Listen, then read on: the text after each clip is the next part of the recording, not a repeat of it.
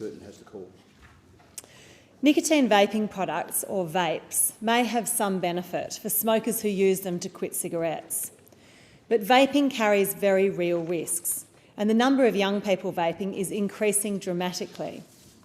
Health professionals say we are sleepwalking into a public health disaster.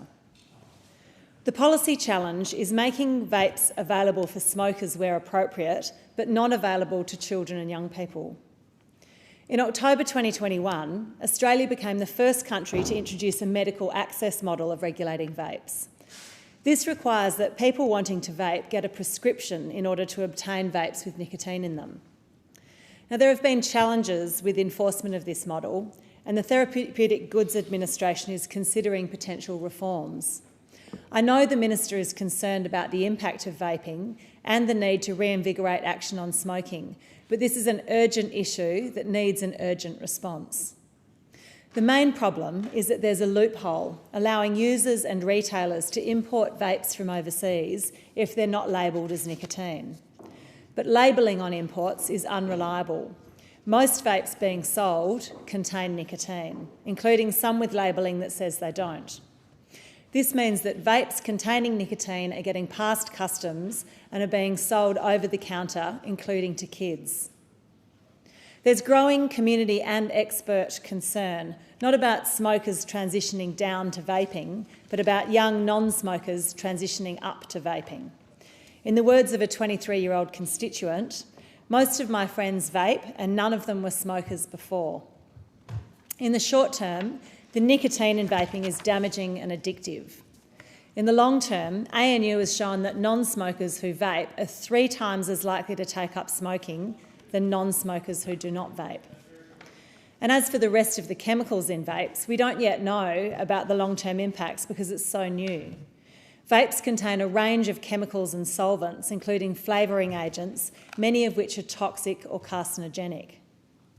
Vapes are being targeted at kids. They come in flavours that sound like lollies: cola, strawberry watermelon, pink lemonade. Teenagers are buying vapes at convenience stores, petrol stations and online. It's hard to know how prevalent vaping is right now amongst young people because it's growing so rapidly.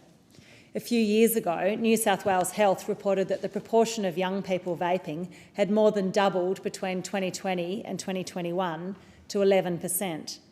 Since then, anecdotally, at least in my electorate, it looks like it's increased significantly. On the weekend, the West Australian newspaper reported nearly 4,000 suspensions in WA public schools last year due to vaping. The tobacco industry has seen the potential for its future market and is now keen to promote vaping as well as cigarettes. Responsible Vaping Australia, which sounds like a good idea, was established by British American Tobacco. It has an interest in stopping the black market and developing its own new markets for vaping products. Exploiting a loophole in the tobacco advertising regulatory regime, Responsible Vaping Australia is advertising online because it can be classified as political advertising, not tobacco advertising. There's also a proliferation of reports supporting vaping, many funded directly or indirectly by the tobacco and vaping industries.